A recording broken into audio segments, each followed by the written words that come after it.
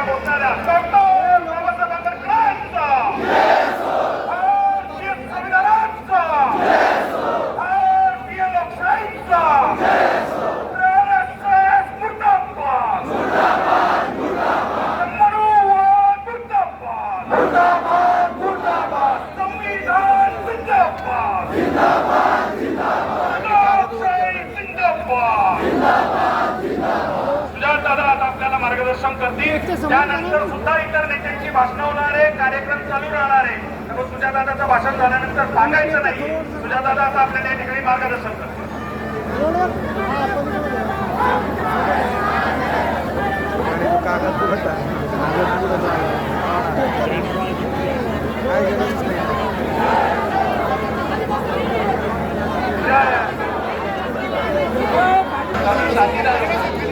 और इस लड़ाई में सारे साथीदारों को मेरा क्रांतिकारी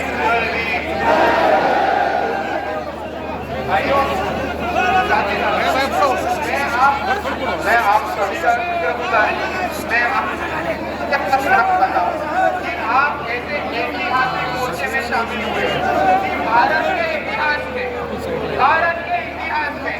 ये पहला मोर्चा है जिसमें कभी किसी ने हिम्मत की है RSS के ऑफिस में मोर्चा जाने की, और ये हिम्मत करने वाले सिर्फ आप लोग हैं.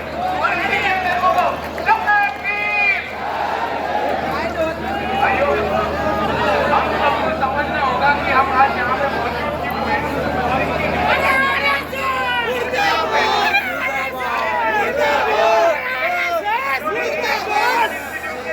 एक कॉलेज के सामने रजिस्ट्रेशन टेस्ट लगा के विद्यार्थियों का रजिस्ट्रेशन करना शुरू किया. उनके पास कोई परमिशन नहीं थी. वंचित बहुजन आघाड़ी के कार्यकर्ता वहां पे गए और उन्होंने पूछा आपके रजिस्ट्रेशन करनी. और जब उनको पता चला कि RSS के कार्यकर्ताओं के पास कौन सी भी रजिस्ट्रेशन परमिशन नहीं है, तब उन्होंने कहा कि आप ये इलीगल एक्टिविटी कर रहे हो, आप कॉलेज में एक इलीगल एक्टिविटी कर रहे हो और आप यहाँ से चले जाओ. और वंचित बहुजन आघाड़ी के कार्यकर्ताओं ने RSS के कार्यकर्ताओं ने भगा दिया. पर भाइयों, यहाँ ये सिलसिला खत्म नहीं हुआ.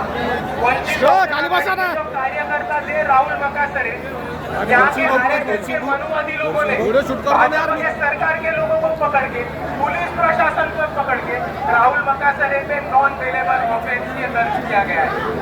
भारत में स्टूडेंट्स में, विद्यार्थियों में हमेशा बहस होती रहती है, स्टूडेंट ऑर्गेनाइजेशन में हमें देती है, लेकिन ये पहली बार हुआ है कि एक छात्र पर नॉन बेलेबल ऑफेंस लगाया गया है, वो भी इस RSS मनुवादियों की दबाव की वजह से. इन RSS के खिलाफ आज यहाँ पे हमने ये जन आक्रोश मोर्चा निकाला है. पर भाइयों, इसमें मजे की बात आप सबको ये समझनी होगी कि RSS वहाँ पे रजिस्ट्रेशन कर रहा है. RSS ने एक रजिस्ट्रेशन का डेस्क लगाया था. रजिस्ट्रेशन का खुद का रजिस्ट्रेशन का पता नहीं है, वो किस मुंह से रजिस्ट्रेशन मांग रहा है यही मेरे को समझ में नहीं आया सबसे पहले. और दूसरी तरफ RSS से 4 मांगे हैं.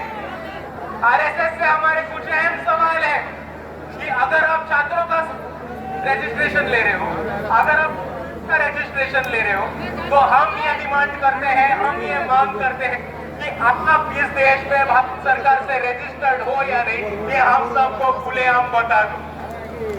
और अगर आप रजिस्टर्ड हो तो कौन से एक्ट के मुताबिक रजिस्टर्ड हो, कौन से सेक्शन के मुताबिक रजिस्टर्ड हो, ये भी हमको बता दो. और अगर आप रजिस्टर्ड हो तो उसका डॉक्यूमेंटेशन या सर्टिफिकेट की हमको दिखा दो कि आप भारत देश के संविधान के हिसाब से भारत देश में रजिस्टर्ड है. हमारा दूसरा अहम सवाल है कि RSS की दशहरा पूजा में जो हथियार पाए जाते हैं, जो ऑटोमेटिक वेपन्स पाए जाते हैं, तो सिर्फ भारत के आर्मी और मिलिट्री, ये वेपन्स आते कहाँ से?